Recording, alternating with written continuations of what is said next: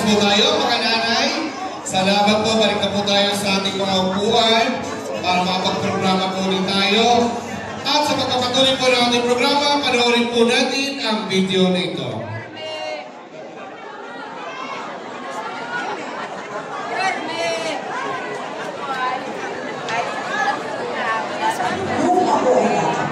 Pinala po ako ng aking mga sila sa malaki sa kabayan.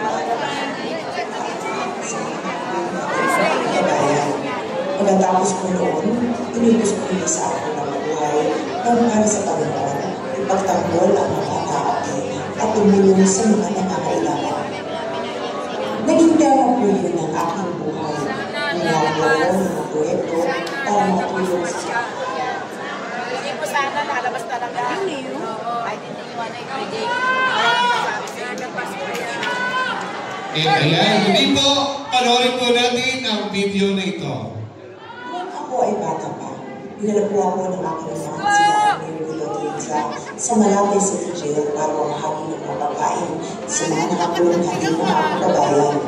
Pagkatapos po noon, inutos po niya sa akin na mabuhay dahil para sa Panginoon, ipagtanggol ang mga naapi at tumulong sa mga nangangailangan. Naging pera po yun ng aking buhay. Gumawa po ako ng mga proyekto para matulong sa mga kabayan natin na salat sa buhay. Noong ako po ay bagong isang tagapagbalita sa kondisyon, ako po yung ng programa na nagpapakita sa kondisyon ng ating mga kapatid na nasa laylayan ng lipunan para kahit paano may papakita ko sa gobyerno kung ano ang problema ng ating bansa at kung paano tayo maaaring katulong. At dyan ko po nakita na ang tanging kasagutan dito ay pagtulong sa ating mga kabayan na tumayos ng kapatid sa pamamagitan ng pangalaman projects.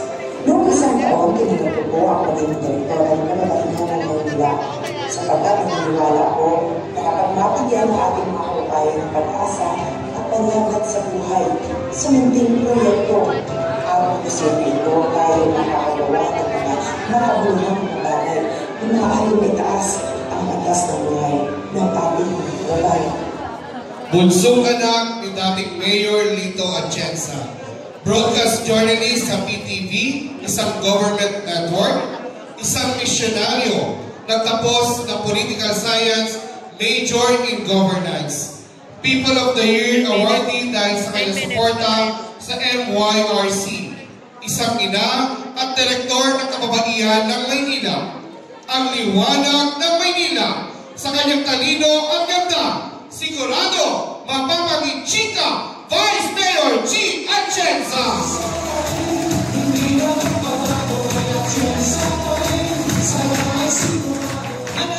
Magandang hapon po sa inyong lahat. Kamusta po kayo? Masaya po kami na makita at makasama kayo ngayong hapon.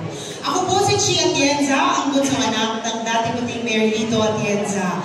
Ako rin po ang direktora ng Kababaihan ng Maynila, isang organisasyon na binuo ng aking mga magulang 40 years ago. Nakikilala ko ang marami sa mga mukha ngayon dito na alam ko, original members ng Kababaihan ng Maynila.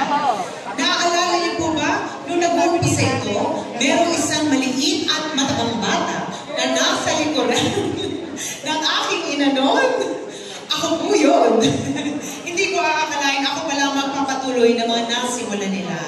At kagaya rin po ng aking kapatid na si Kuya Kim. Kilala niyo po yun? Tayo-tayo lang naman. Sino po ang mas pogi? Si Kuya Kim o si Ali? Parang wala po akong narinig na nagsabing Kuya Kim. Pero isa lang narinig ko. Pero kagaya po ng aking kapatid na si Kuya Kim, ako rin po ay nasa telebisyon bilang isang broadcast journalist. Ngunit sa totoo lang po, ang pangarap ko sa aking buhay, nung bata pa ako, ay maging isang misyonaryo. Ngunit hindi po yun na isa katuparan. Kaya ipinangako sa Panginoon kung saan man niya akong kararang dadalhin, bibit-biting ko na lang doon ang puso ng misyonaryo.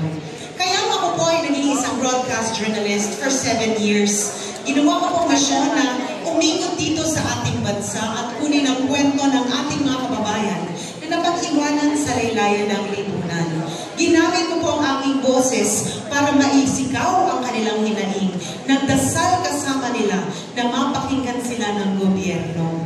Ngunit sa totoo lang po, sa pag-ikot namin dito sa Santa Mesa, napansin ko hindi pala kailangan masyadong lumayo. Dahil marami po sa ating mga kababayan na merong hinaing na alam naman natin kaya namang masolusyonan ng gobyerno, minsan nasa barangay nyo mismo. Minsan nga, kayo mismo yun.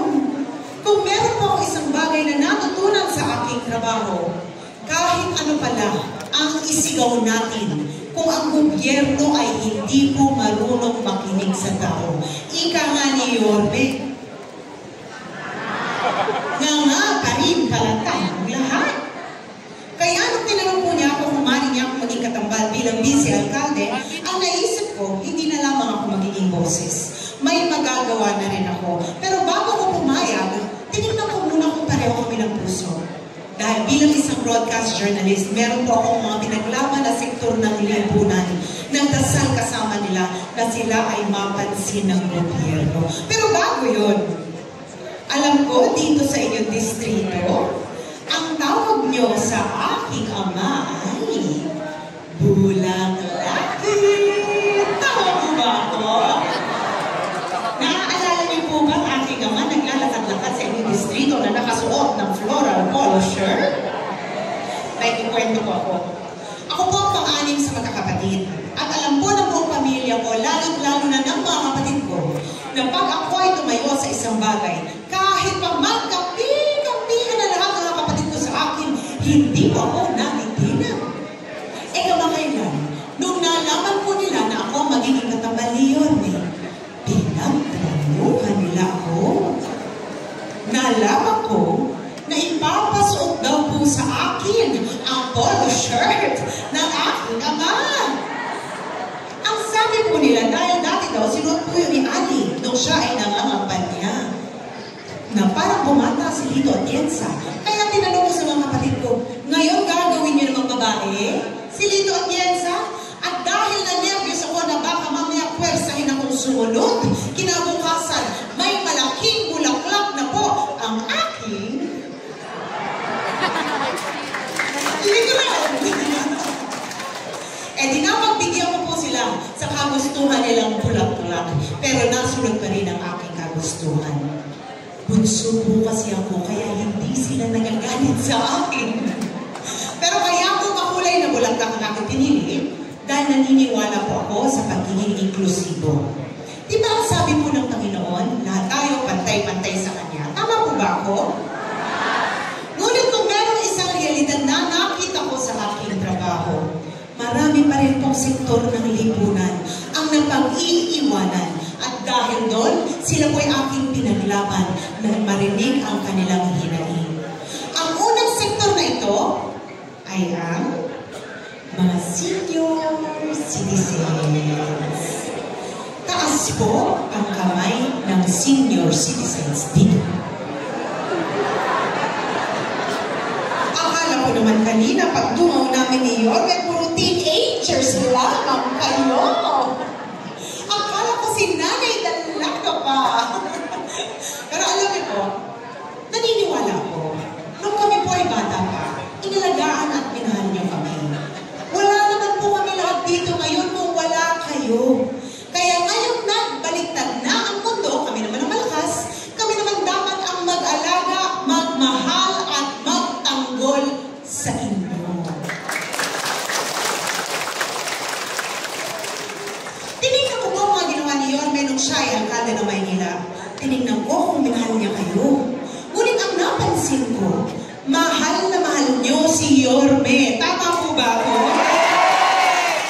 Ngayon lang po ako nakita ng isang senior citizen na naka-wheelchair ng 10 taon na hindi naglalakad. Nung makita kami ni Yorme, biglang tumayo at tumalon at sumigaw na bumalik ka na. Sabi ko sa kanya, marunong ka pala gumawa ng himala. At nalaman ko rin po, kayo pala mismo ang nagtatanggol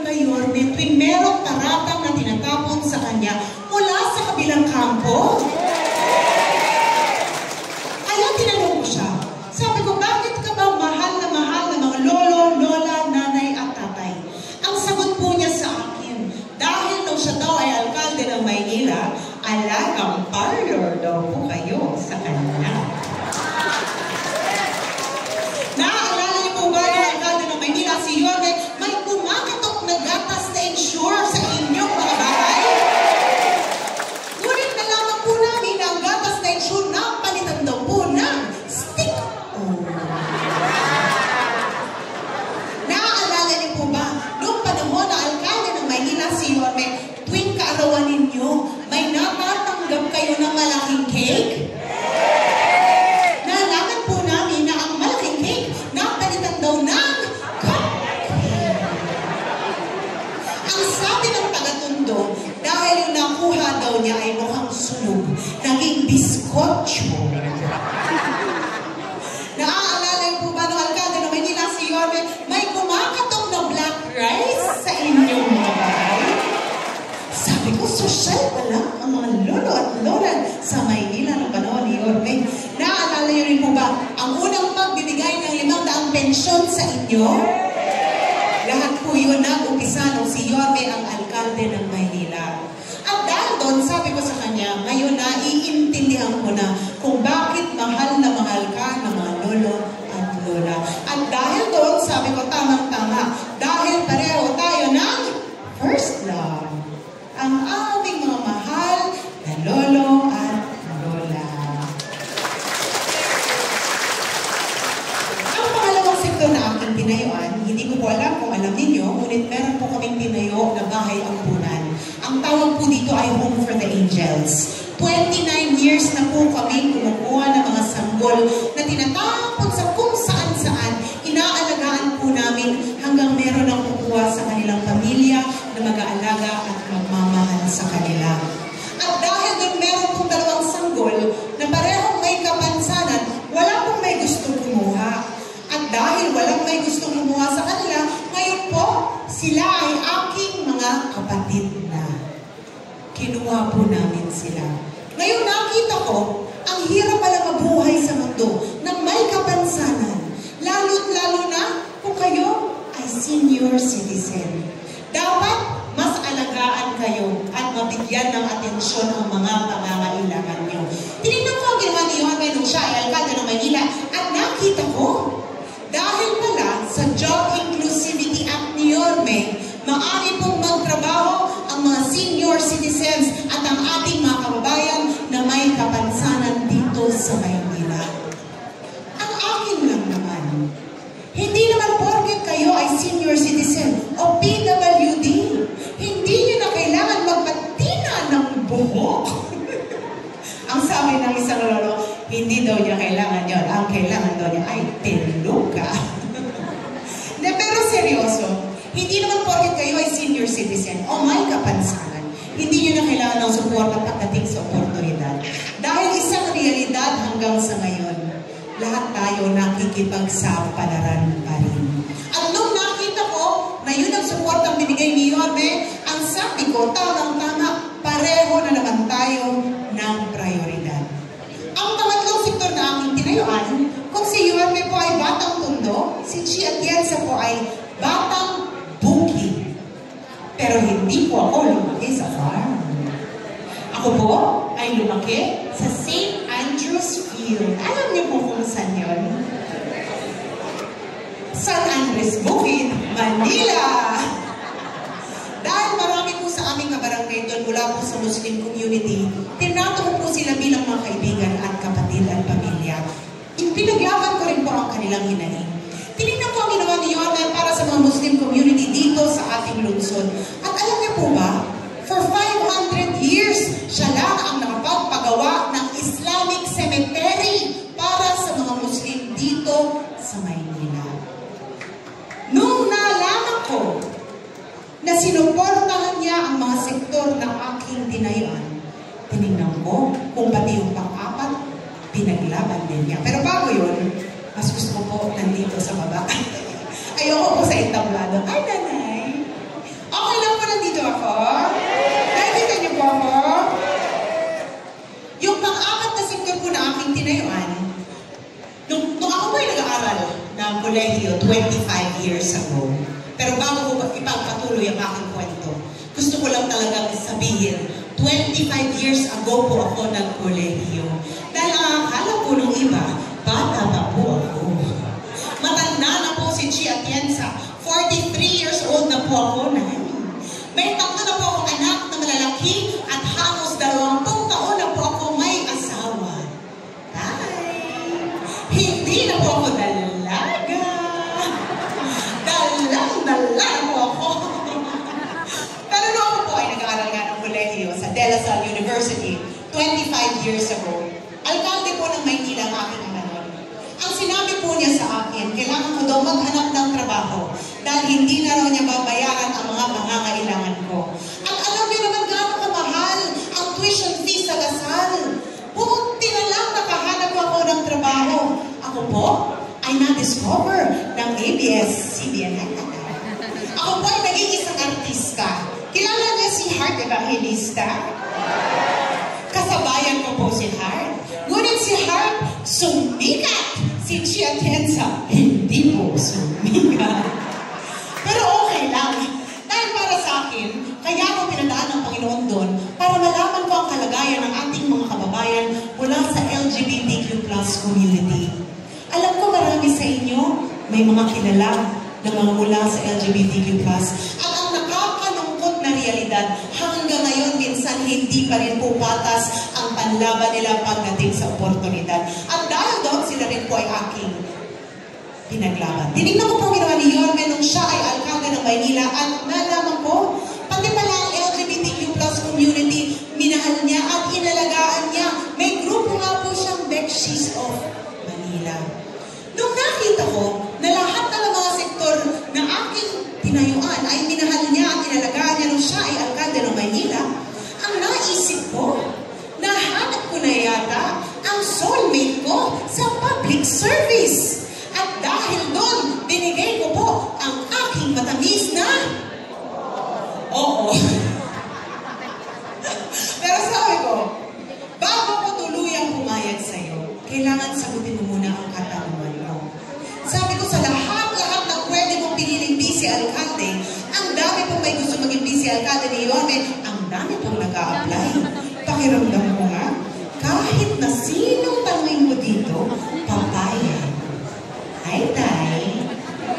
Pag po ba tinanong kayo ni Yorme kung pwede kayo maging busy alkalde, papayag po ba kayo?